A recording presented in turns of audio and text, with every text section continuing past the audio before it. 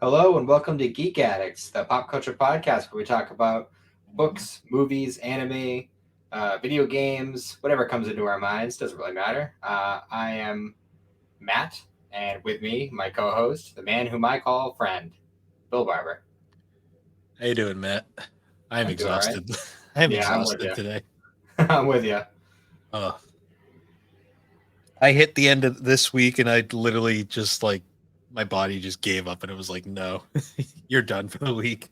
Yeah, I feel you. And you still got to work again tomorrow morning, don't you? Yeah. Yeah. Well, work is a general term. Um, Yeah. I I have to might go be. in tomorrow. I might be doing the same tomorrow. It's still kind of up in the air, but Yeah. we'll see what happens. It's not mandatory at least, so if I decide not to, it's no big deal.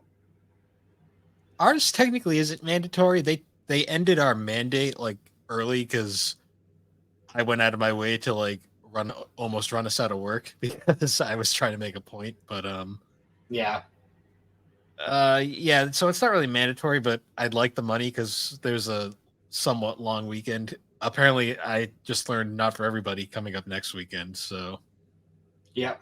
I'm in the not everybody camp of that. yeah, I thought Good Friday used to be one of those holidays that everyone got, but I found out recently it's really not. A lot of people have to work it regardless. So Yeah, well, I mean, I guess it mostly depends on the job. My work it gives some holidays. It's weird though the ones that it chooses because you'd think Good Friday would be one of the ones, but no, we get like friggin' President's Day off. Like what? yeah, President's Day is a weird one. I've never understood that. Um, the weird one that we get that not a lot of people get is Columbus Day. Yeah, that's an odd one. It's just a day off to me at this point. I don't even know what I'm celebrating anymore. Yeah, Um, who even knows? yeah. um, but yeah, so I managed to pick up the most recent Spy Family earlier in the week, the manga. So I'm still up to date on that now. I'm only like halfway through reading them. Just kind of been picking them up here and there, I reading have chapters. volume 11 sitting. I just have to pick it up and read it. I just haven't had really. I've been too tired this week to really do it. Yeah, I'm with you. I mean, I haven't gotten much further on Chrono Trigger either. I've only played a little bit more. I was originally planning on playing some Shin Budokai since that was really the only Budokai game I have. Uh, well, I mean, technically, I have all the original trilogy and stuff of them, but my PS2 shit the bed, and Ah. I do technically have the second one on GameCube, but I have to pull it out, hook it up, and with a 2 year old, it's kind of hard to make all that work with corded controllers, and it's just way too much more hassle than it was worth. And honestly, I didn't end up having much time to do it anyway. So Yeah. Yeah. This week was really weird. Like, not a whole lot like got really done productive wise outside of work. It was kind of bad than when the most exciting part of my week was going to Costco yesterday. oh yeah, Yeah, I got almost run over by a mom chasing her kid. oh no kidding. Yeah, with a shopping carriage. I was looking at like I was getting paper towels, and like the next thing I know, a kid runs by, and then the mom freaking flies by chasing after with a carriage, and I'm just like, oh, this is how I die in a Costco. Great. Jeez. Yeah, that Uh, place is a madhouse. Anytime I go there. so you know how people always say things like, "Oh, like watch this, it'll ruin your childhood," blah blah blah blah. Well, I watched something today that it did a pretty damn good job of it. I don't know if you've heard of that new docu series, the Which Quiet on one? Set, Oh, the Nickelodeon one. see, I've known he was a I've known he was a freak for years, so it didn't really ruin my childhood that much. Well, yeah, they talk about Schneider a lot, but that's like yeah, that's bad, and it was unpleasant for everybody involved. But there was a lot worse things in there than just See, that. I saw the Dan Snyder interview where he was so fake the entire fucking time, and they gave him the most softball questions. I was like, this is so staged. Like, it is not even funny. Oh, freaking! Anytime he's speaking publicly, it's definitely Did you see super his like? scripted, and yeah. Did you see his fake cry that he did in one of the interviews? No, I did because he wasn't really, at least in the docu series, that he wasn't really interviewed personally much. It was more people talking about him. But there was also like some of the other stuff that was going on with Nickelodeon, and one of them in particular that came to light that was not necessarily shocking, because when you look at the turn of his life, like throughout the whole scope of it, it makes a lot of sense. But yeah, Drake Bell went through some shit. Yeah, yeah, he did. Um, they all kind of did. There's a reason why out of all of those Nickelodeon live action shows have not aged well at all. Just No. kind of the only one that has, and this is because it was the only one that wasn't made by Dan Snyder, was Ned's Declassified. Yeah.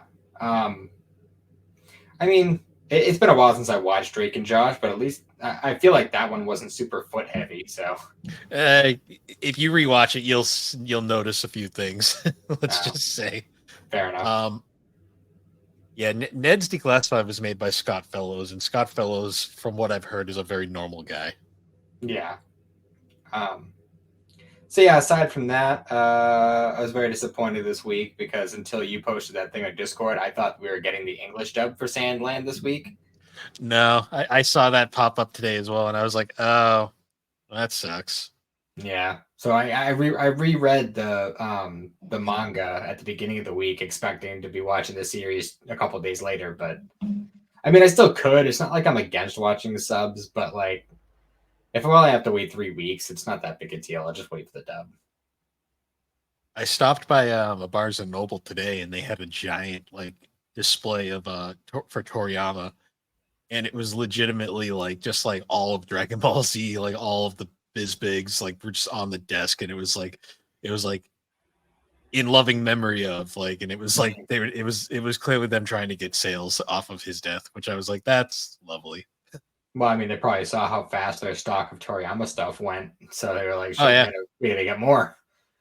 that was it's funny that Barnes and Noble is one of the few that I've actually been to that actually had OG Dragon Ball singles, which you don't see a lot anymore. No, not really. I guess my wife's gonna be going to the closest Barnes and Noble is to us, which is it's a good bit away. Honestly, it's like a good like 30-minute drive away. In a couple of days, so I'm gonna have her keep an eye out, like if she can find some of like one of the Toriyama art books or something. Yeah, they all got pretty much wiped out. So It'd be nice. I'm gonna tell her to keep an eye out for Kawa just in case, but it's been out of print, so I highly doubt they'll have it. But yeah, just in it's case. it's hit or miss. Sometimes you'll find like a gem at a Barnes and Noble, but a lot of the times it's a lot of the same stuff. It's very interesting when they have something that's kind of obscure, but usually it's because it's been there forever and no one's Mhm. bought it. Yeah. Did you hear about the Dragon Ball theme park that's being made in Saudi Arabia? I saw a thing about it pop up, but I didn't really look far into it. It's pretty interesting. It's an interesting place for it to be built. I mean, it's a worldwide phenomenon, so really it could have been built anywhere. But Hmm. like my first guess, I mean, obviously Japan would be the first guess, but like outside of Japan, like I would have guessed like Mexico or something. Yeah, no, it's the Saudis have the money to do it, so Yeah, that's probably fair. why. That's Unfortunately, it's in a part of the world where I'll never visit, so yeah, yeah. It's a bummer. I mean, if I'm gonna save up the money to do like a trip to some something Dragon Ball related, I'd rather go to Japan over Saudi yeah, Arabia, honestly. yeah, I'm not. And I'm sure there will be more than just that one. So Yeah, nah, honestly, it's actually kind of sad. I was looking at. I have a notepad on my phone of like manga release dates, just so I can keep up with everything.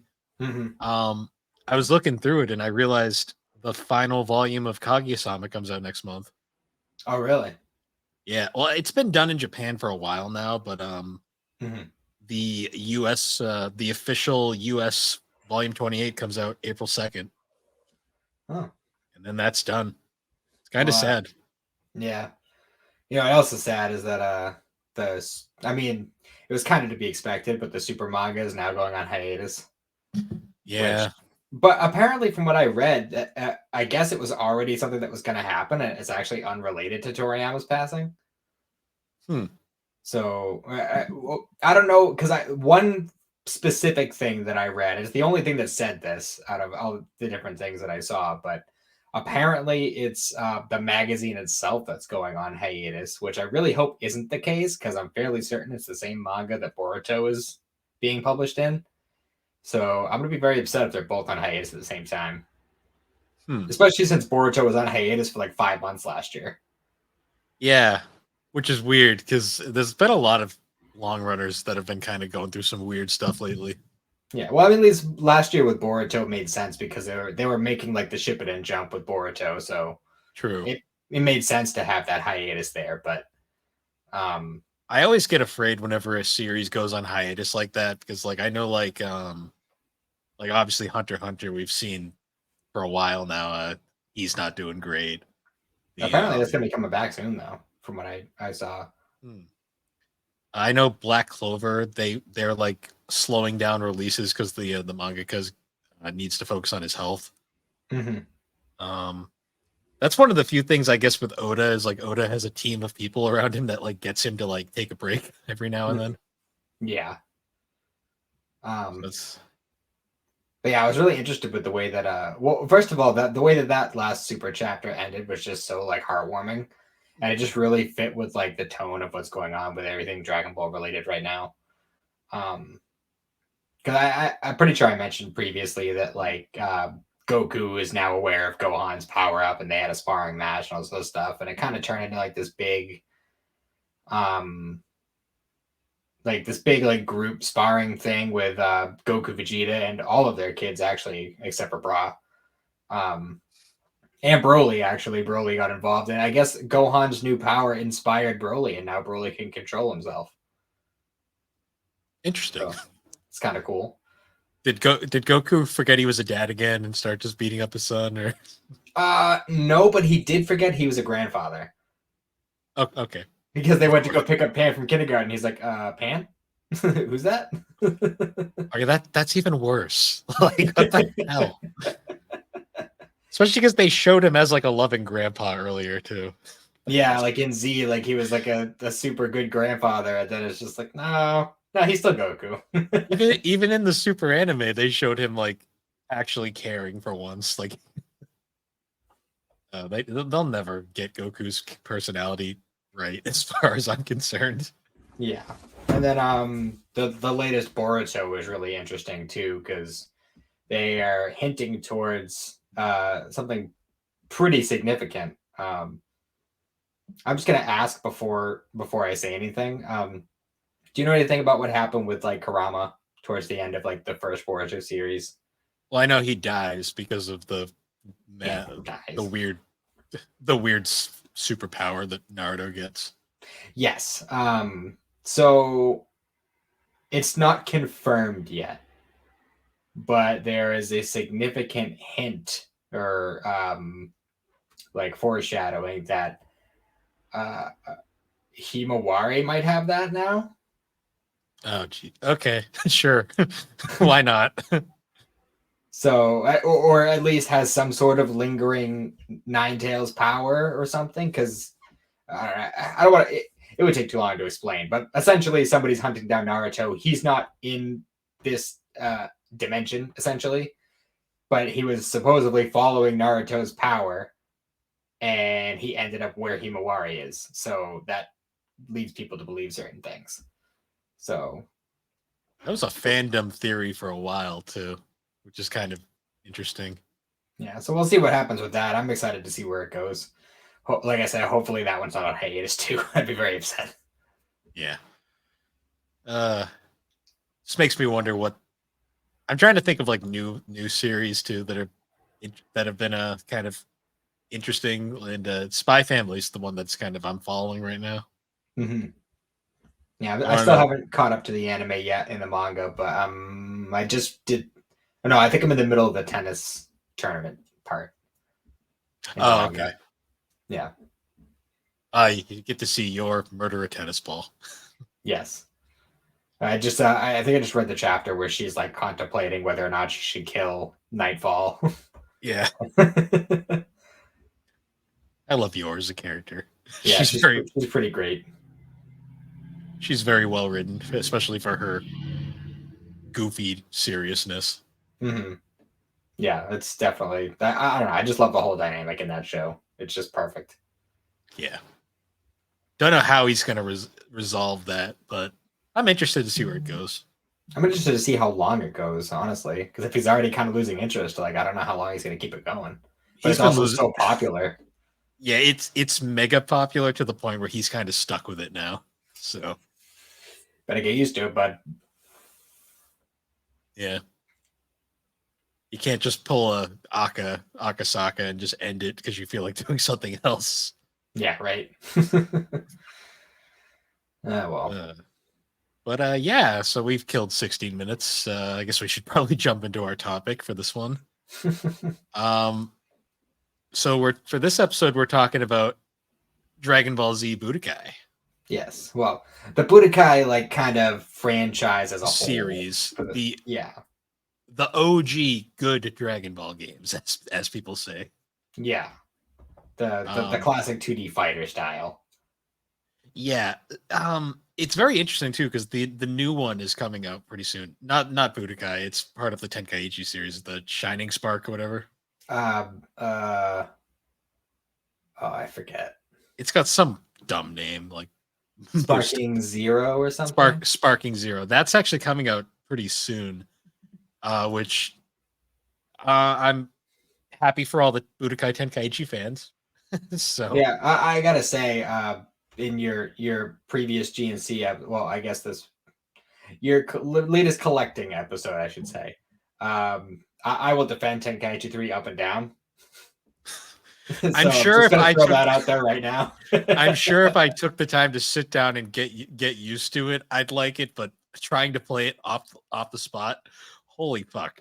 Like I'm just nobody saying, it's no more complicated than Xenoverse, and that game's going strong 8 years later. So true, very true. But Budokai, the original, is a much simpler game. yeah, Almost yes. almost too simple in a lot of ways. Unless you don't like doing combos, like or combos just to activate your supers, I should say. or just spamming beam key blasts. Yeah, that's true. Um, so in hindsight, I think it's safe to say the main reason people play Budokai 1 is for its wonderful story mode. Yes, and the cutscenes and stuff. Everyone went nuts over the cutscenes when we were kids. Yeah. Nowadays they look jank as shit, but they're still very endearing in a Yeah, but oh, go ahead. interesting way. They're endearing in that this is awful, but I love it kind of way. See, I love watching it now or playing it now and seeing the cutscenes and looking at like the janky ass way that they like edited the mouth flaps to match the English. The mouth flaps and the fact that you'll notice this once you get told this, you'll never be able to unsee it. Every character has the same model. And that's yeah. why Vegeta is wide as fuck for no reason in this game. Which makes so little sense. Because like you got like characters like Nappa and Bird that are just fucking huge. And then you got like Krillin or Kid Gohan that are tiny, but they're all like wide.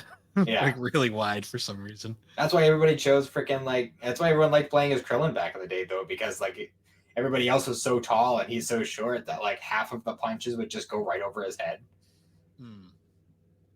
Yeah, this one was interesting too because it only covers up to the end of Cell. Mm-hmm. So it's actually a very condensed and not over bloated story for Dragon Ball standards. Yeah, and it kind of skips around to some stuff too. Yeah, it's like an abridged version of abridged, if that makes sense. Yeah. One thing I find interesting about the original too is this is the only one that didn't use cell shading. And I honestly thought it looked really nice for the time, at least, especially if you're playing it on like an old tube TV. Like the models actually look pretty nice. They do look good. The cell shading, I will say, looks much better in the later games, but I think the original looks pretty good. The GameCube version of Budokai 1, I also have that. I didn't grab it because it doesn't really matter for this, but they actually like kind of pseudo cell shaded the graphics in that, so it looks slightly nicer in Hmm. the GameCube version. Um, One other thing I really like about this game, particularly the story, is the Funimation dubbing. Hmm. It is a very interesting time capsule in like Funimation's DBZ history because this is like that weird period in between Z was over, but it was before Kai. So Yeah. like you have like the Funimation actors right when they hit their stride, but it's still like the classic like actors. Like I think Tiffany Vollmer's still Volma. Oh yeah. Um, Frieza. Linda Young is still Frieza, which is Hmm. very noticeable first time you Stephanie play. Stephanie Nadal is still Gohan. Mhm. Yep. Pretty much all the original voice cast is in this, and it's right when they hit their peak, like right when they kind of like really figured out all these voices. Like there is some great work in this game, and it really makes it stand out as kind of just this weird time capsule in Dragon Ball history. You know, one of my favorite things about this game though is the silly ass things like one liners and noises that a lot of the characters will make as you're playing it. I swear to God, anybody who played this game or really any of them, because they reused a lot of them for the later games, they there is embedded in their memory. Like any Just of us who played it, like when you're sidestepping with Nappa, and he goes, "Won't hit me, won't hit me, won't hit me." fucking anything Cell says in this game is like what the fuck. Oh yeah, because it's always the imperfect cell voice. Yeah, because they Yeah, fucked first that form. up. Mhm. Well, I think Uh, I think there actually is a reason for that. I think they only had one voice track for Cell, so they actually couldn't record. They had to pretty much settle on one specific voice for Cell overall, yeah, and I guess they just went with that one because it was easier. Um, but this yeah, game also uses Rock the Dragon still. yes, I loved that. It's Loved it. I still love Rock the Dragon. I don't care what anybody says. I mean, yeah, Chala Had Chala is great. I'll never bash that, but there's just something about Rock the Dragon just brings me back. there's just to me there's something about Rock the Dragon combined with the janky ass 3D recreation of the Dragon Ball Z intro that like makes me just like adore this like game for some reason. It's great. Yeah, yeah, they literally completely redid the opening sequence from the anime, but And with oof, the models. just oof, it does not look good. In the endearing, heartwarming, like this is garbage, but I love it kind of way. Yeah. Oh Uh, god. Especially the scene of Gohan running away from the dinosaur and then Bulma coming in on her motorcycle. I'm like, oh my god, that looks terrible, but I love Oh it. yeah, for sure. Oh man. Also, Rock the Dragon is just so 90s as fuck. I love it. Oh, of course. It's got to have that '90s rock in there. You'll notice we're not talking about the combat much for the first game. That's because there's not much to say. It's incredibly bland combat. Yeah, I mean it's your basic. You got your punch button, your kick button, your energy blast button, and your guard button, and that's pretty much the long and short of it. Add Um, flying into the equation, and the game becomes fucking a mess. That's all yeah. I'll say. Uh, Um, I will say that the way that the supers work, you had to type in combos for each one. In the later iterations of the games, there were shortcuts to activating them, which added a little bit of spice to the matches. But in this original first game, you had to do the full combo every time. yeah, and I will say, like the comparing this to its immediate predecessor in terms of 3D fighters for Dragon Ball, which was Final Bout, this is day or night. This game feels like a modern Tekken compared to that piece of shit. Mm-hmm. And I love that the secret character for this game was the Great Saiyaman. Yeah, that was fun.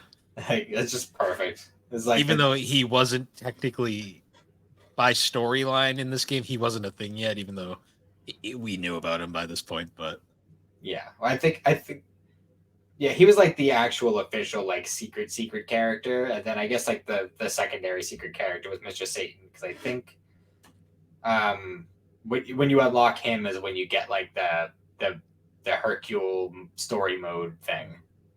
Was this the first game that gave him a jetpack during combat, or was that a later one? I believe it was this one. Okay, because I Um, know in Dragon Ball Z Ultimate Battle 22, another awful PlayStation fighter, he didn't even he was an unlockable character in that game as well, and he didn't even have a jetpack. So like legitimately, if you played as him and the other player was a Saiyan, you could just fly in the air and he could not hit you. that's just super funny. And you could just throw key at him the whole time, and he would just be like, "This is sad." That's awesome.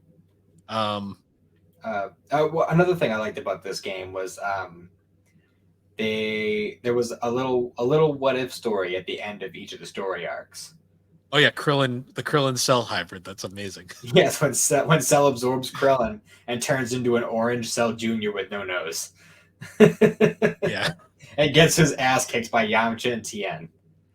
what a way to go. Yeah.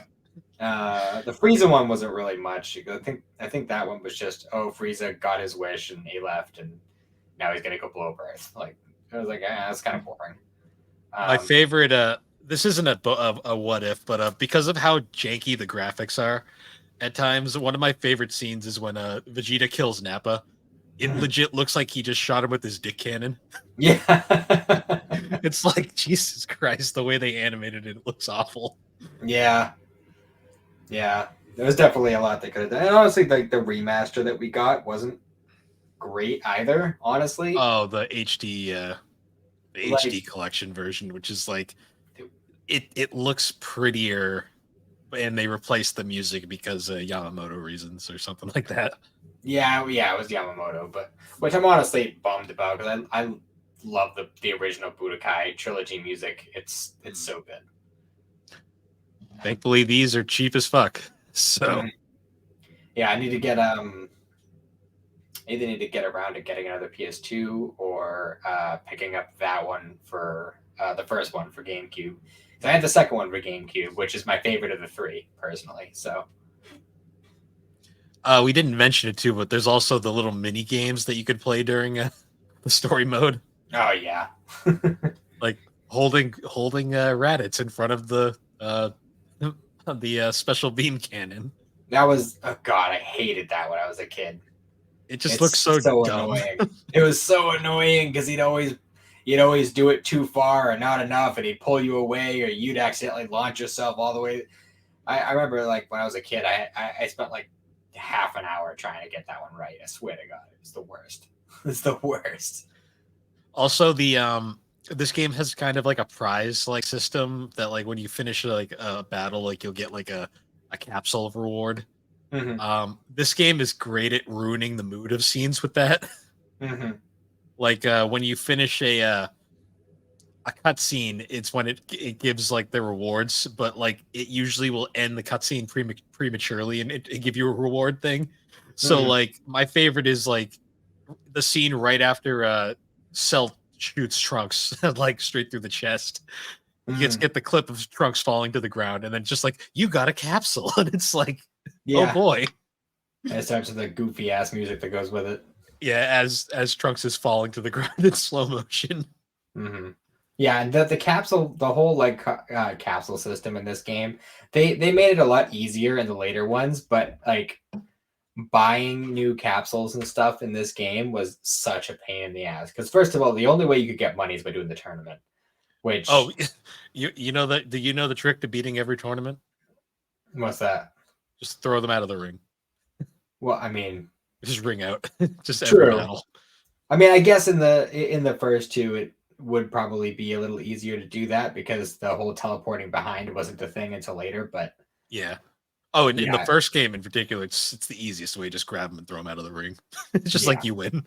Um, but yeah, you can only get money through the tournaments, and then you don't know what you're buying when you go to the store. It's completely randomized, so Yep. you have no idea what you're getting or who you're getting it for, whether it's going to be an attack or just like an equipable like stat boost item or a transformation. You have no idea. So that was incredibly annoying.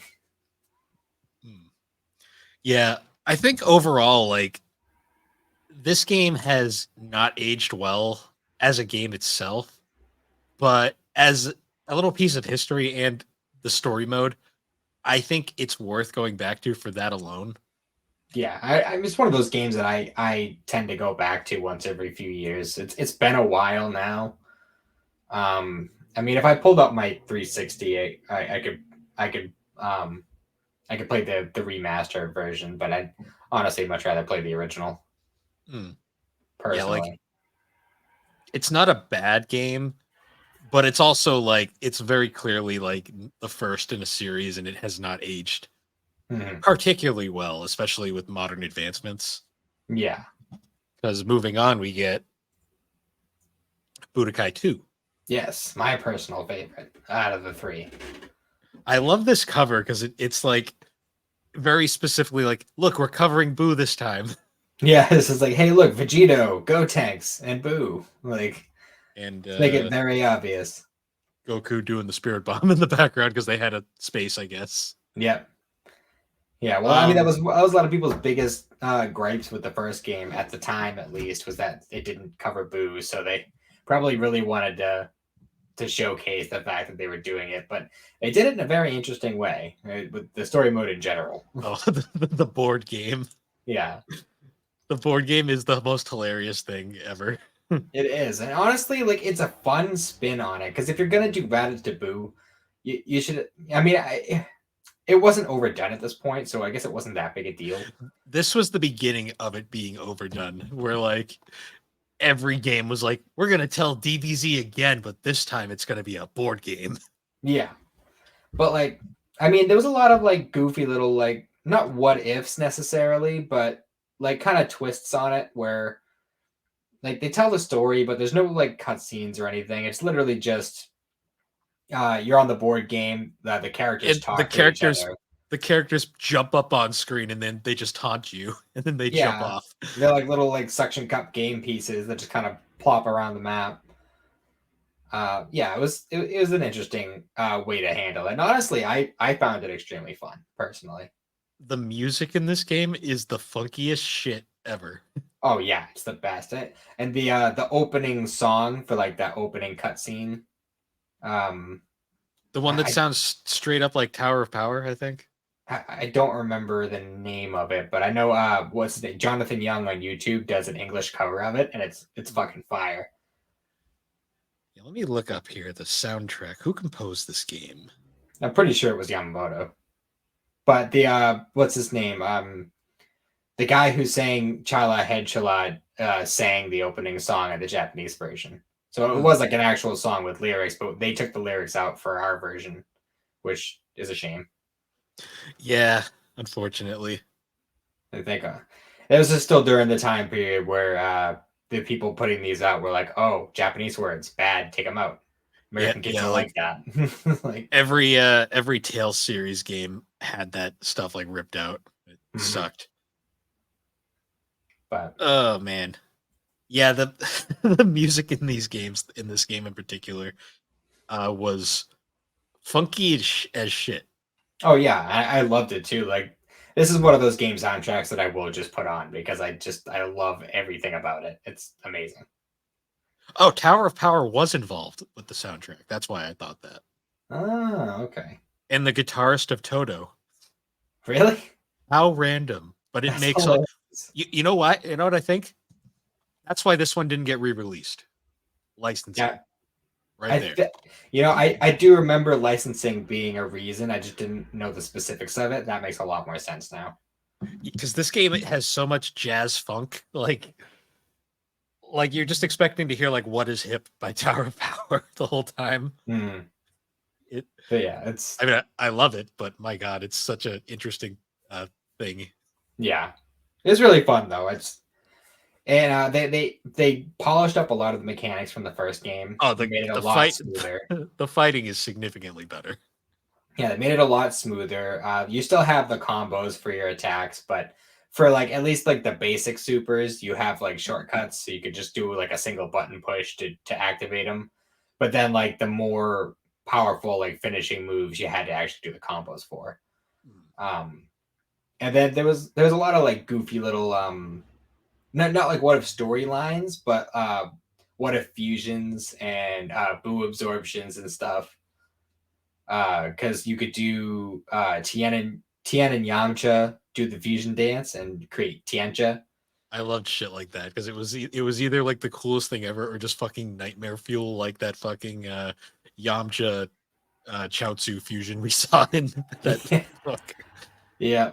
Um, oh, and all the goofy Boo fusions too were great. Like he could absorb Frieza or Cell or Vegeta or obviously the canon ones like Gotenks and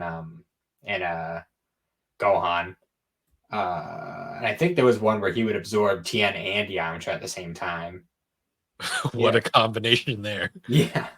And he would even do it like in the story mode too, because for some reason in the board game story modes, whenever a villain would be like a main villain would be defeated, for some reason it would be revived in like the following board game. So like you're in the hyperbolic time chamber Yeah. fighting Boo, and for some reason Frieza and Cell are there. So if Boo's little like game piece token landed on one that Frieza or Cell were on, he would absorb them and he would like gain features from them. And it was pretty cool. It was definitely interesting. It is still like the most bizarre single player, I think, in a Dragon Ball fighter. I definitely think they did it better than Fighters personally. Well, Fighters single player is just boring. Yeah, let's Um, see.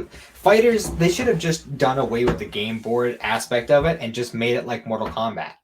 yeah, just like Like, a linear story. yeah, it's just a storyline with cutscenes, and then there's fights in the middle of the cutscenes. Like, you're just telling the story, and then it throws you into a fight, and then you continue the story right after. Like, that would have been way better.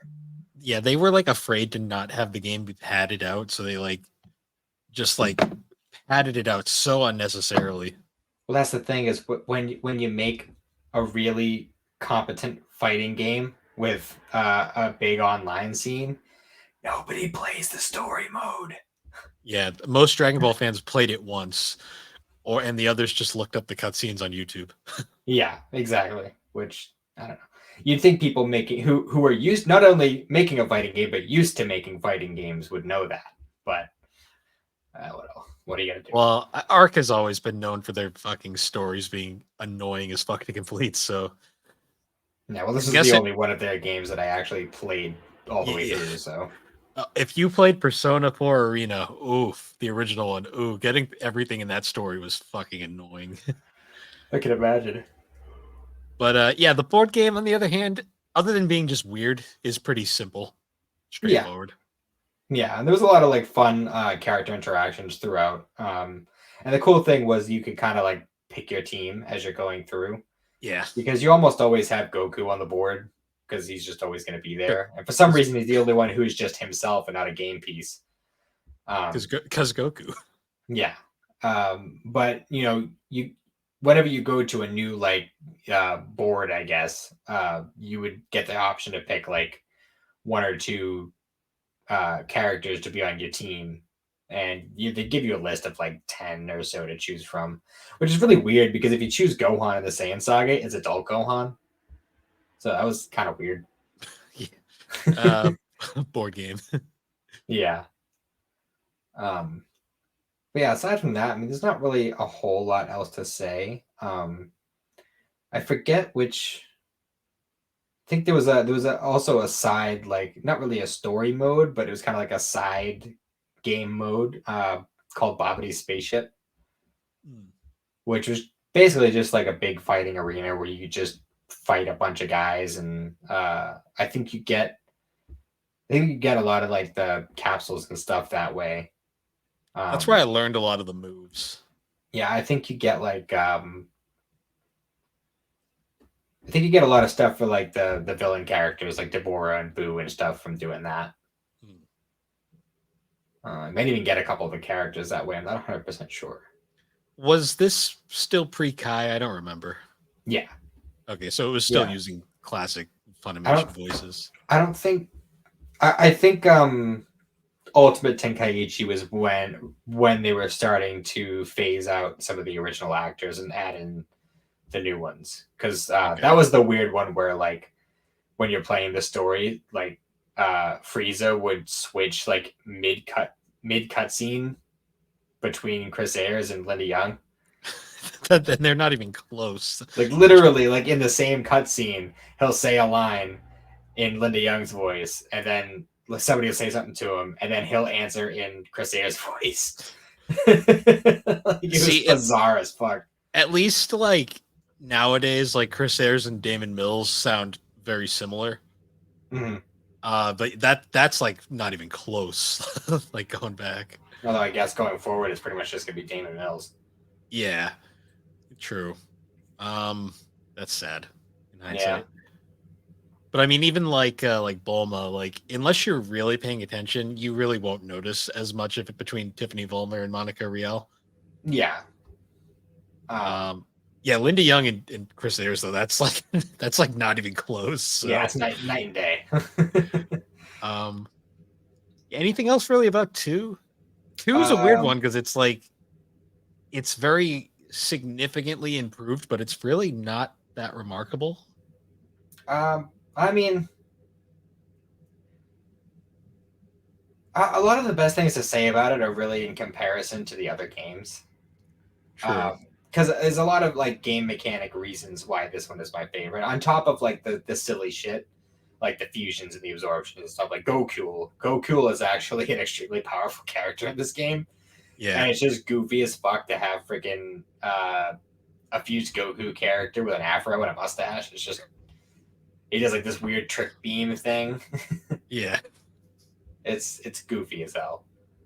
But yeah, I mean, aside from that, there's really not a whole lot to say. Because, I mean, aside from all that, it's pretty much the same deal. You know, you got your story mode, you get capsules through it, capsules and Dragon Balls from it. None of that hilarious jank like the first one, though, because the story isn't. The story is honestly more professionally done this time around, but at the same time, it's a board game, so it's not nearly as exciting. Also, I think this is the game where you can cheese the capsule system. Yeah. Because I think this is the one. I believe Bulma was the. Oh no, was it? I think it was Launch. Either Bulma or Launch was the one who like hosted the shop in this game, and there was a glitch where if you just enter and leave the shop over and over again, your percentage of capsules collected will go up over like the more and more you do it, and by the end of it, you'll just have all of them. Huh. Interesting. So literally, if you just go into the shop and leave over and over and over again, you'll have everything. That's one of those glitches that's like, how did they miss that? Yeah, right. So like a lot of times, whenever I played that game, I would just end up doing that because it's just a lot easier than. I mean, I wouldn't always do it. Sometimes I would play the game the way it was meant to be played, but you know, you can only do the tournament so many times. You don't make that much money in the story mode. You can only throw the guy out of the ring so many times. Exactly. Because I'm pretty sure this game you could still do that. Yeah, I think it was the following game when the teleporting thing came into play. Yeah. Speaking of the following game, Budokai 3. I'm not going to lie, this cover is incredibly boring compared to the other two. Yeah, I think there is an alternate cover for it, but I believe that's the one I have too. This was definitely the North American cover that I know of. Mm-hmm. Yeah, this is the one that most people remember fondly. Like, this is the one that most people consider to be the best out of the three. It's mostly for the fighting mechanics, from what I've seen. See, that's exactly where I have issue with it personally. And I'm not saying it's a bad game because I played the shit out of Budokai 3. I don't think it's a bad game, but I fucking hate that stupid like ultimate mode Dragon Rush shit that they implemented, which basically turns a competent fighter into a game of rock, paper, scissors. Yes. And it's just so fucking frustrating, especially when you're playing the story mode because the computers spam it over and over and they never miss. Like, it's so irritating. I hate the rock, paper, scissors aspect of it. I love the back of the box though. Like, the greatest warriors, a tournament of champions, only one will prevail. Yeah, which is funny because there's no tournament involved aside from what's this. I mean, yeah, there's like the tournament mode, But like, I don't know why you would like advertise it as like, oh, the big tournament, one will prevail. Like, what are you talking about? It's just the story. That's such a jump too, because the first game was the tagline was literally a showdown of legendary proportions, and then the second game was literally drop in, power up, throw down. This one though, only one will prevail. Jeez. But one thing I will say that this game definitely has going for it is the story mode. So this is the game that had the flying around, right? Yeah. That I remember just like doing that for hours, just flying around aimlessly. Oh yeah, and it was so cool because like this was I don't remember if this game came out before or after Legacy of Goku 2. Do you know off the top of your head when this game came out? I can do a quick search real quick and figure that out. I know it's one or the other. I want to say, I think Legacy of Goku 2 might have been first, but this was one of the first things that introduced the full Dragon World map, at least to U.S. audience or a Western audience in general. And like we had never actually seen what it looked like before, and it's really interesting because it's like this like Pangea type like single landmass map with like a few islands here and there and stuff. But like for the most part, it's literally like if Pangea was still a thing. That's essentially what the Dragon World is. So Legacy of Goku 2 released 1 year before this. Okay. Did you know this came out in America before it came out in Japan? Did it really? Yeah, it came out in 2004 in America. Japan didn't get it till 2005. Wow. That's weird. Yeah, I just noticed that. But yeah, there's a lot of fun like character stuff too with this one too, because like having the aspect of being able to fly around the map, it gave a lot of opportunities to have these kinds of little character moments and to spin the story off in different directions. Oh, we didn't even mention the fact that there were different storylines for each character. Yes. Which is also a really interesting part. Not every character, unfortunately. I would have liked if there was a few others. For some reason, they gave Broly his own story, which is weird. And keep in mind, this was annoying, crappy Broly, not the current one that we have. Yes. Yeah, so it was really bizarre. And there was a lot of stuff in this game that really confused me as a child because growing up when we did Youngins, there was no streaming. There was no Crunchyroll. There was no nothing. So we had Toonami. We got one episode a day. And they liked to reset it a lot. Oh, yeah, like Raditz, the spaceship Raditz coming in. Yes, that's what I mean by that is they'll be going through and we'll be watching along and enjoying the story and excited to see what happens next. And then the next day would come and Raditz's spaceship is landing. And we get to go through all those episodes again. So very few of us actually got to watch the whole series beginning to end. So a lot of people would experience the story through the video games. So with games like this, where they like to add different, creative ways to kind of tell the story in different ways, it would be a little confusing for a lot of us. Like for instance, when Broly is introduced in the story mode, because you can only access some of these like side paths on like your second or third run through. And I believe you encounter Broly in Goku's story mode. But when you encounter him, he goes, "Oh, this is that Broly guy that Trunks told us about." What? When is that? That was really confusing for me as a child. That was in the non-canon movie that never came out. Right. Yeah, and that was the other thing, is I'm pretty sure at that point the Broly movie hadn't even come out. Broly was just a rumor over here. People like had seen pictures of Broly, but nobody knew really who he was. We didn't have the movie yet. And then we got it and we were like, oh. That's underwhelming. His backstory is terrible. Yeah.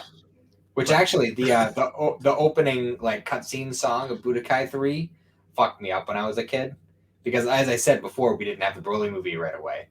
So when we see this big like epic animation of all these people fighting, and then at the end you see Goku and Vegeta fuse into Gogeta, and Gogeta fighting Broly.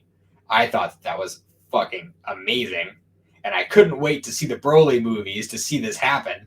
And then it doesn't. And then it didn't happen. But It at was least, but at least we had Drowning Pool and Disturbed. true. But to be fair, we did eventually get that fight, and I am happy about that. Yeah, we did actually in hindsight years later, and it was epic. Yeah. But Decades later, we did finally get that fight. But with a completely different version of the character, but that's besides the point. kind of a completely different version of both characters, honestly. But Yeah. but I'm still happy with it, honestly. But yeah, that was one of those things that I really wanted as a kid because this game made me want it. It's something I never would have even thought of until it showed it to me. But yeah, I don't know.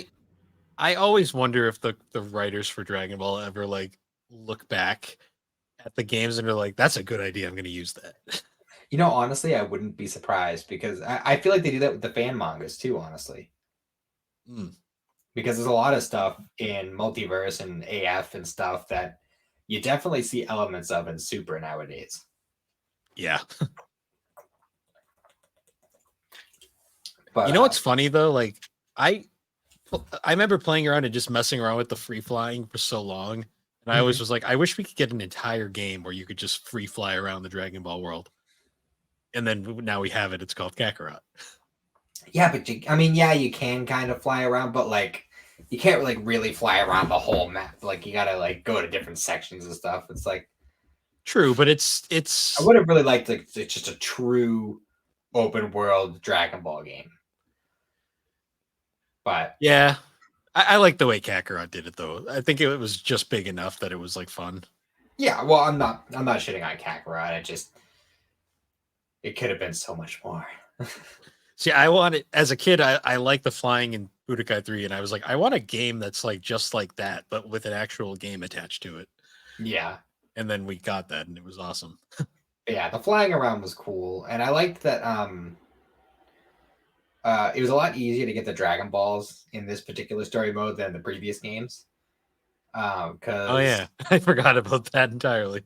Because if you fly around enough and just encounter, because when you're flying around, occasionally you'll fly over a spot where like a little like question mark will appear in the corner of the screen, and you could jump down to that and it'll have a character interaction, or you'll find an item or money or a capsule or whatever. But you can find the Dragon Radar like that, and with that you can fly around until you see an orange dot on the radar. What they don't tell you is that you can only get like maybe 2 or 3, and then you won't be able to get another one until the next arc. Yep. So, yeah, that was a little annoying, but that was how you got the breakthroughs for each character, which is basically just a fancy way of saying that you get pretty much every transformation and skill for a character, and it equips them all at once. So, oh yes, the ultimate. As they say. Yes, exactly. But yeah, altogether, I mean, this game did a lot. It was very pretty. The music was good. 40 characters. Yeah, which they added a lot of characters that we didn't have previously, like Broly, Bardock. Was Janemba in this game? I think so. I know Cooler was. Cooler definitely was. I don't remember if Janemba was or not, but ironically at the time I was like, I don't think we could get any more characters. This is epic. And then like we get fucking Budokai Tenkaichi 3 with like it's like 80, 90 something characters, and it's like holy shit. Oh, Budokai Tenkaichi 3 had like 160. Yeah, something ridiculous like that. Even the first one though had like a ton of characters. The only thing about that one though is each transformation counted as a separate character in that particular in the first one. In the later ones, like there were different versions of each character based on the time period, but you could actually activate the transformations mid-battle, which was cool. But we're not talking about those games today. No. I also give them credit, at least like with these games, they weren't overly reliant on Gokus to fill out the roster. Yeah, for sure. Oh yeah, Kid Goku was in this game, wasn't he? Yes, I believe so. That's right. Kid I Goku loved playing makes as Kid interesting. Goku.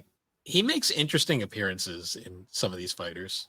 Yeah, I always loved playing as Kid Goku.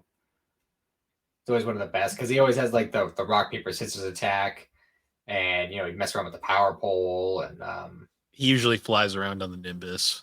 his quote unquote dragon fist when it's Yeah, really an Ozaru fist. they always uh, misname and stuff like that.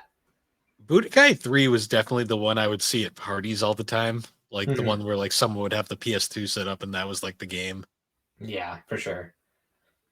One thing that I did like one little detail about three, and it might have been a thing in two too. I'm not sure, but when you'd have Spirit Bomb equipped to Goku and you'd use it, you do the Spirit Bomb. But if you're already transformed into a Super Saiyan or higher, it would activate Dragon Fist instead, Yeah. which was kind of cool. They this game had GT elements too, didn't it? That's right. Yeah, you could. Omega Shenron was in it, and Super Saiyan 4 Goku and Vegeta, and I believe Super Saiyan 4 Gogeta as well. Super Saiyan 4 is like still that like lost thing that like I'm sadly will never get back, but it's like the one thing from GT that everyone still remembers fondly.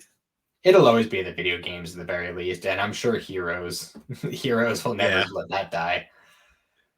That would Um, be it's sad because we'll never know, but that would have been the most Toriyama shit if like he just like pulled out of nowhere like, oh yeah, 4 is more powerful than Ultra Instinct. It was like, what? he totally would have done that too, Yeah. just to mess with people. Just to let Vegeta have it. And he wasn't drawing the manga anymore, so he wouldn't give a shit. No. I mean, that was why he got rid of Tails in the first place, is because he was sick of drawing them. That's why Super Saiyan was made because he was lazy, he didn't want to color in the hair. Yep, that's true. I love the backgrounds of manga artists. Like sometimes the reasoning for things is hilarious. Yeah, so many of the things that he did were just to make his life easier. Like making Frieza's final form like that sleek, simple Yeah. version was just so he wouldn't have to work as hard. Imagine how much effort it took to draw like third form Frieza. Like, fuck that. Meanwhile, the artists for like the cooler movies created the fourth form, which was this extremely over designed thing. Yeah. And then when Toriyama came back, it was like, yeah, Frieza's coming back. He's gonna have a new form. It's gonna be the Gold. same thing as his old one, just gold. Very, very Toriyama. Oh It's yeah. like Goku's getting a new form. It's pink. Like, and he's less muscular. Mm-hmm. But yeah, it's just silly. But yeah, overall, yeah, I'd say Budokai 3 it's a solid game. It's just that one aspect about the mechanics that just bothered the hell out of me and make the game incredibly frustrating for me personally.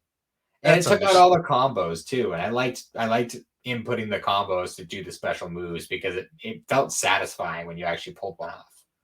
you can't cheese the tournaments anymore. Mm-hmm. Yeah, the teleporting aspect definitely made that more difficult. I will say by 3 though, like they hit perfected like air combat considerably because like you could actually do full battles in the air now. Oh yeah, for sure. In fact, I think there might have been some that were you had to do in the air. I'm not 100% sure on that, but yeah. So we also I don't own them, so I can't really show them, but you wanted to mention the Shin Budokai games as well. Yeah, those were really interesting games because when I was a kid, I got a PSP one year for Christmas, and I didn't really know what the hell to get for whatever. But one day I saw the Shin Budokai games in GameStop, and I got super pumped. It was like awesome, like a Budokai game that I have handheld. That's great, and it's honestly they're solid games.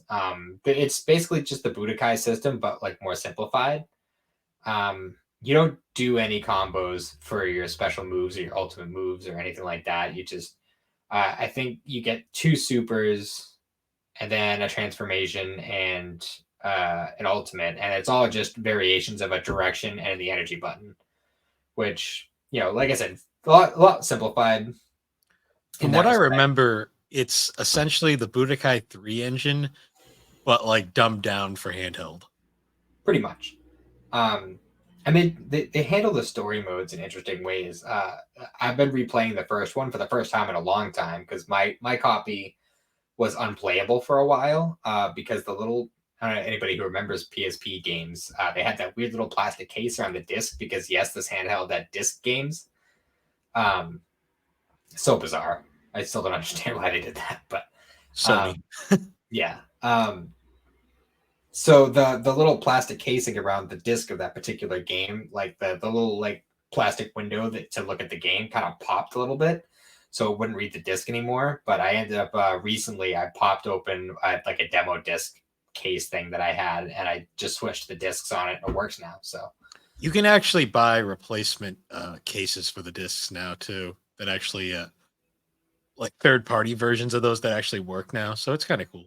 that might actually be better because I couldn't get the thing to clip closed again, so it's just kind of it's not like open, but if it caught on something, it could definitely open up and spit the game out. But um, so yeah, I've been replaying that for the first time in a while for that reason, and I had totally forgotten that it was basically like a weird retelling of Fusion Reborn. Yeah, in It's the like best way. yeah, and it's got like these like timelines with like diverging storylines and stuff, and depending on like decisions and stuff that you make throughout, it can kind of affect the line. And ultimately, you can go back and redo them in different ways, but Isn't it some shit that the like arguably the most interesting fucking story mode I think we've had yet was the one that they stuck on the handheld that barely anyone bought? I mean, honestly, I think that is the case. I personally like the story mode in the second one better, but the Oh first yeah, one, another. I'm yeah, I'm definitely enjoying it because it it takes the whole concept of Fusion Reborn, where heaven and hell are out of balance, so all the dead are coming back. So that explains why all the villains are there. And apparently, it takes it a step further, and now time is becoming a problem as well. So like the younger versions of some of the characters, like Gohan and so forth, are also showing up. Um, Pycon is there for some reason. Well, I guess it's Fusion Reborn, so he should be there. But He's got to yell at the wall. yeah, he's gonna yell at the wall and do his whole thing. I'm only on chapter 3 at the moment, so I haven't gotten all the way to the end yet, but it's been pretty cool so far, and it's actually a surprising amount of characters in the game. Um, so I mean that was the basic idea of the first game. The second game is a little bit more interesting with the story mode because um, it actually has like kind of maps that you fly around. Because basically the way that that one works is the story is that Trunks is you're in Trunks's world, Trunks's future, and Bobbity and Deborah show up, and they're causing havoc. And Trunks is like, oh, well, I gotta go get some help because they are out of my league. So he hops in his new improved time machine that has room for literally anybody who can fight in it, and he goes and picks everybody up and brings them to the future, and it starts this whole story where like you kind of have like the flying around aspect a little bit of Budokai 3, not to the same degree, but you have these little maps where you fly around to um, you fly around and you find all the enemies, and you have to defend the cities that have been rebuilt after the androids from the enemies, and that was like a big part of the story as well. And it's a really interesting mechanic for the game, adding that little bit of like, oh well, I want to go fight this guy, but I have to defend this city, or else I'll fail the quest. It adds that little extra like urgency to the game, and I like that a lot. No, definitely. Um, Not technically a Budokai game, but it runs off the Budokai engine. We should probably mention Dragon Ball Evolution, the game. Oh yes, that's right. Yeah, that's also a PSP game. That's the only system it came out for. Yeah, And and it's better than the movie it's based off of, kind of. yeah, it basically the story mode just retells the story of the movie. Very Um, very abridged. yes, and the combat is literally the exact same as the Shin Budokai games, just with Dragon Ball Evolution skins. Yes. which is just silly. It is one of those weird games that exists.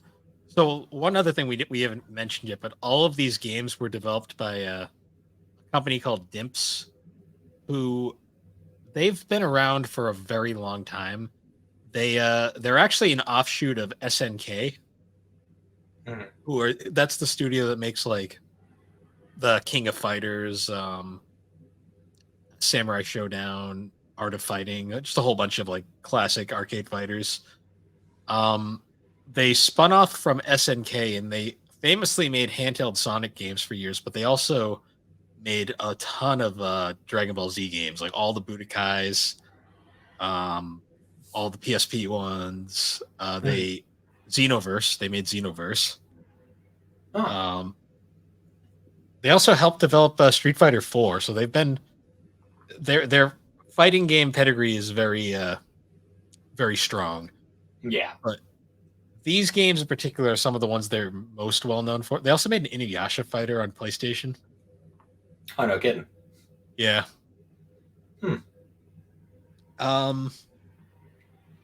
Yeah. They also though did one other game that we should probably cover, even though it's not technically a Budokai game, but it's basically one, and that's Infinite World. Yes, it's one of the few PS2 DBZ games that I never touched personally. This game is very mediocre in a lot of ways. Hmm. Famously, like the balancing in this game is horrendously bad to the point where like I believe with like the right items, Yamcha is like the most OP character in the game. Which is just silly. Yeah, it was basically that engine. There was 40 characters, 100 transformations. Um, it was basically kind of just like another.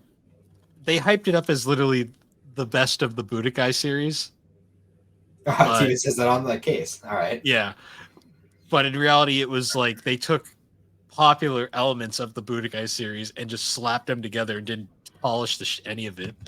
Hmm. And we got this game that's hard to find now and not very good. I mean, I'd still give it a try nowadays. If I get my hands on a PS2 again and get a copy of it, I'd still give it a shot. Just to have it under my belt at the very least. Yeah, it's interesting. It's definitely I don't know if I'd say it's better than Sagas. I mean, Sagas isn't a good game, but it's a fun game. It's fun with friends. Yeah, it's fun co-op because it's like the only Dragon Ball co-op game. It's also the only Dragon Ball game to release on Xbox. Yeah, that's true. At least the original Xbox. I mean, to be fair, the best Dragon Ball fighter on PS2 is the one that's not even related to Budokai in the slightest. Mm-hmm. Super Uh, DBZ. Super DBZ, the one that plays like an actual fighter. Yeah. Which Um, really threw me off the first time I played it. yeah, because you're used to this like weird, goofy Dragon Ball style fighting, and then you play that one, you're like, oh, this one's actually like you need to know how to play a fighting game to play. Yeah, that's why I was bad at it. It's also one of the few that has Chi-Chi as a playable character. Yeah. Well, a side note, the Dragon Ball Evolution game, if I remember correctly, is, to my knowledge, the only game where you play as Bulma. You're right. Well, actually, that's not true now, because Dragon Ball The Breakers. I'll eat the breakers. Because I still don't know what to think of that game. you play as first arc Bulma, 16-year-old Bulma, with like the weird like Middle Eastern outfit. Oh yeah, Mm-hmm. one of her many outfits during that first arc. Yeah, she changed her clothes a lot in that. She wore a bunny girl suit at one point too, Mm-hmm. and then kept the ears later on Yeah, because they needed a plot reasoning for the monster carrot thing. yeah. But yeah, friggin' Budokai games are good. I enjoy them a lot. It's one of those game series that I always end up going back to at some point. Unfortunately, right now the only games I can play are the Shin Budokai ones without a whole lot of effort with diminishing returns. Yeah.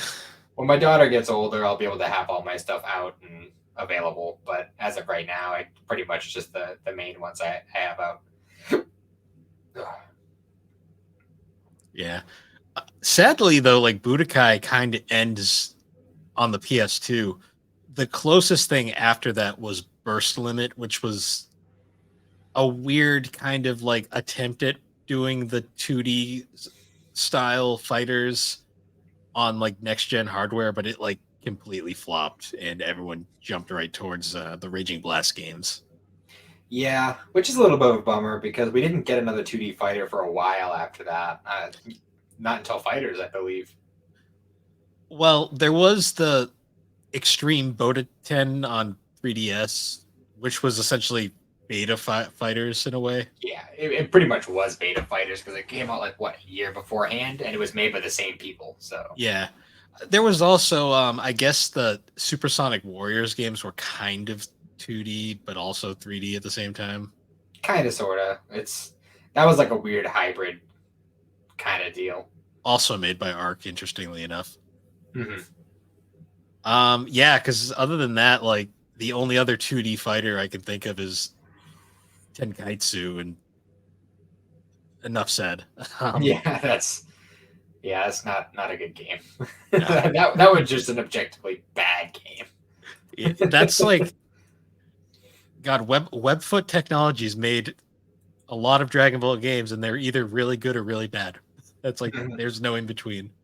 Pretty much. Pretty Um, much.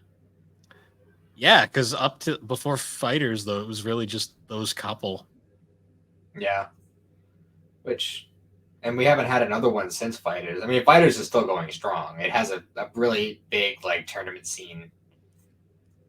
To be 'Cause fair, it's until recently, Fighters was still the final actual fighting game released. until recently. Am I missing one? Well, the the new one that's coming out. Oh, okay, yeah, I gotcha. Which, I mean, that was going to be more like the 3D fight style that has been kind of all the rage ever since the Tenkaichi games. Yeah, it's basically a love letter to the Tenkaichi fans, which I mean, good for them. I was never a huge Tenkaichi guy myself, but I'm personally excited for it. I love the idea of having another Tenkaichi game, but with all the new characters. oh yeah, Like, I mean, I'll buy it definitely just to experience I it. mean, hell, they could just make like Sparking TOP and just have all characters from the Tournament to Power, and that alone would be a wild game. They should just do like Super Smash Brothers Ultimate. Everybody's here, every character ever from Dragon Ball, That'd be amazing. That including including the random NPCs that no one cares about. would be like the definitive Dragon Ball game if they did that. That would make everybody happy. Well, there'd still be someone who would complain because that's just how the internet works. But Yeah, well, I mean, for a long time, there was definitely a lot to complain about because I forget exactly what the situation was, but for a long time, there was a reason why we were getting so many Dragon Ball games. It was because the the people who were putting them out there were they had like a contract that said they had to put out a Dragon Ball game once a year. So there was a lot of these games that had the potential to be really, really good, but because they had to just get it out there so they could have that one check mark and get to work on the next one for the following year, like a lot of them ended up pretty much coming out unfinished, which yeah, was a bummer. But I mean, it kept us busy while we were still waiting on new Dragon Ball to start coming out. yeah. Honestly, the games are what kept Dragon Ball alive during that period before Kai, after GT ended. Honestly, I can't see any other series doing that really. Like, are there any other series that have just been gone for like a significant period of time that they're just consistently making games for? No, not really. Because like I'm thinking of other big animes, and like you can't say Naruto because Naruto's kind of been always going. Yeah, pretty much ever since it came out, it like never stopped because Shippuden ended and they were like, all right, Boruto. Like, Yeah. Because like even like thinking about Naruto, Naruto is probably the only other anime that consistently gets games like as much as like Dragon Ball. oh, uh, I mean, At least from the time when Naruto started, yeah.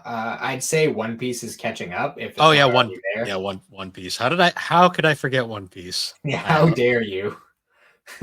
How could I especially with forget? your, especially with your neighbor. How could I forget One Piece?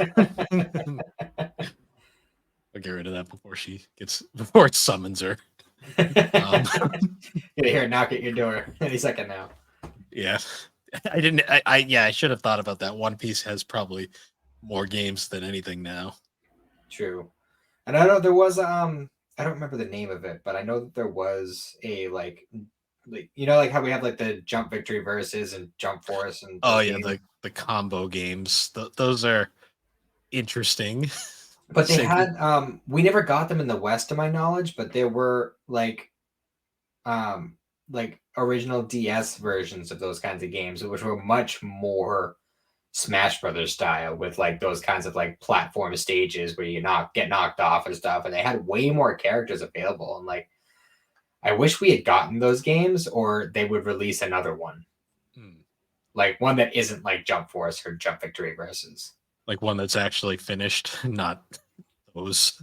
Yeah, but Um, I mostly mean like the style of it, like yeah, the Super Smash Brothers style of it, but with anime characters from across all shonen. Like that would be sick. I would love that. I'd be into that. Yeah, because I'm still thinking game wise, like even like because even the other big ones like Bleach really didn't have a ton of games. No, it didn't, which is weird because Bleach had a huge following over here for a while. Yeah, it did. Like Inuyasha had more games than people seem to think. Yeah. Yu Yu Hakusho didn't have much to my knowledge. No, Yu Hakusho had like one game on the PS2 and then a couple GBA games. Yeah, which the PS2 fighter was decent. And obviously Tournament Tactics, which I'm still in the middle of a play run of that. It also had a fighter on 3DO. Yeah, that's true. Yeah, throwing that one out there, but When are you guys covering that one? whenever Thrak finishes watching the show. Oh, is he watching it right now? He was, I don't know if he still is. Oh yeah, you know what? I think I do remember him mentioning on the Discord. I'll have to mention it again. He probably got distracted by something else. It's But possible. yeah, FMA only had a couple games. Mm-hmm. Yeah, it's well there I mean, a lot of these newer animes are getting games really fast. Like Jujutsu Kaisen only just finished their second season, and they have a Oh, game. yeah, and that game's a hunk of garbage. No, I wouldn't know. I just know that it has one. I saw a video of a YouTuber playing. Oh, my camera's blurry. That's nice. There we go. I saw a video of a YouTuber playing it, and he was like, "This game is garbage. It is like the most generic arena. It's basically like the Naruto Ninja Storm style, but like lazier somehow." hmm I did see footage of the JoJo fighting game, and that one actually looks decent. Those are pretty good. JoJo's been getting a pretty consistent amount of games over the years.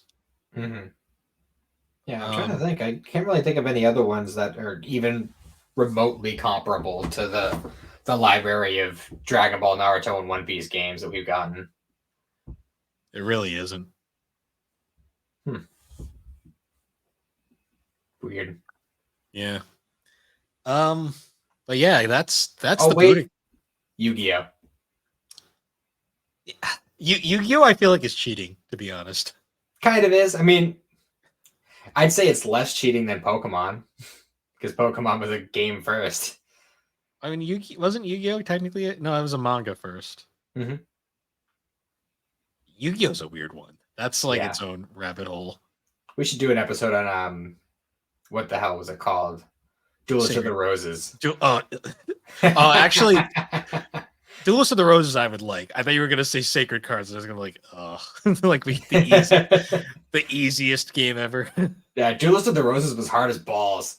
Yeah, because it's a tactical game for some reason. Yeah, it's a tactical game where they just kind of make up their own rules, like the way that you put down the cards and do fusion stuff. It's so bizarre, and it We doesn't could even have close to all the cards that it should. But we could do a whole episode on Yu-Gi-Oh games probably because like the Yu-Gi-Oh Forbidden Memories was the technically the prequel to Duelist of the Rose. Because it has the Solomon's ancestor in it, the blue guy in the beginning. Yeah. The Um, yeah, the guy who had like a mask or something. What the hell did they yeah, call him in that? Because I I remember him in Duelist of the Roses, and they called him something weird. he's in Forbidden Memories as well. Forbidden Memories is great because it's hard as fuck, and like they just make up the rules as they go along. You know what I thought was really? I know we're going off on a tangent right now, but you know what I thought was really bizarre about the Yu-Gi-Oh anime when they actually like went deep into like the ancient Egypt stuff was how like Yugi's grandfather was pretty much there in ancient Egypt, but apparently had no relation to Yugi or to the pharaoh or the pharaoh's father. So it's just like, why are you here? Like, if we're part of the same bloodline, then what is going on here? This makes no fucking sense. Yu-Gi-Oh doesn't make a lot of sense when you think about it. And you know Maybe I'd what's have to funny? read the manga, but I don't know. You know what's funny though? They did a third game in that quote unquote series, the one on GameCube, the Falsebound Kingdom, Mm-hmm. and they completely got rid of the card game and just made it a strategy game for no reason. Jesus Christ. It is the weirdest trilogy ever because it's three games all somewhat related on three different systems with three drastically different gameplay styles. Yeah, it's bizarre. One thing I will say about the Duelist of the Roses though is I fucking like it was one of the only Yu-Gi-Oh games that actually made an effort at having individual models for each monster, and like it was slow as balls with the loading and everything, but like essentially it worked the way it did in the show where you summon the monster and the thing appears and they doesn't attack and either kill it or not, and then you know you go back to the board, but if it was faster, it would have worked a lot better. But most That was people ended up also just skipping it. that was also during the period of time where you could just fuse fucking anything. Yeah, which was kind of awesome. It was so Because you just have a whole hand of cards and you just summon them all at once just to see yeah. what would fuse and what wouldn't. Like Yeah, it's like nothing here is good. Just these two randomly fuse, see what happens. And the it's like best was the best was when you would just lay down all your cards like that, and like three would fuse all in a row. Like you'd fuse two cards together, then that would fuse to the next card, and so on. And just like, holy shit, what did I just do? and then it would end up being so detrimental to you in the end long run because you didn't plan it out and you're like, fuck. Yeah, that was That such game a weird game. that game is great and awful. Like I love it and hate it. It's so That's a game good. I'd love to do a replay of just for the fuck of it.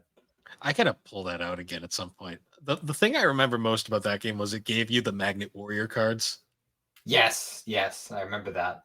Because that's like my favorite line of cards. And there's like more of them now that I have to track down apparently. So Yeah, there's a bunch of there's like the electromagnet warriors and stuff, and like different variations. Yeah, I have a whole like magnet warrior deck in Duel Links that's like based around all those. They're fun cards. nice. But yeah, I'm thinking we should probably wrap this up now, mostly because I gotta work tomorrow. But Yeah, now we're uh, just talking about Yu-Gi-Oh. yeah, we've lost the plot. So we said last week that this was going to be the end of our Toriyama kind of retrospective tribute for a little while. We just wanted to get a few of these out. Yeah, Now we're gonna go back to covering our normal randomness again. our regularly scheduled programming. Yeah. I'm not sure what we're gonna cover next yet. We'll probably talk about it off camera, but Yeah, we are due for another live action. yeah, we gotta find one. You sound so enthused. I'm very tired. Understandable. Well, the last one we watched was Death Note, wasn't it? Yeah, I believe so. Yeah, that left an impression. Yeah. um, yeah, we'll figure something out off camera, but All right. yeah. So once again, guys, thanks for joining us on Geek Addicts. You can find Geek Addicts in the GNC podcast feed on all the major podcasting platforms. You can find all of our links at linktree/thebarbergames, and the episodes are now available on YouTube with video editions. Hi, guys. And with that, you can also join us on the GNC Podcast Network Discord server to find all things gaming and collecting, the 3DO experience, Geek Addicts, talk gaming, anime, or just general nonsense. And with that, everybody, we will see you all later. See ya.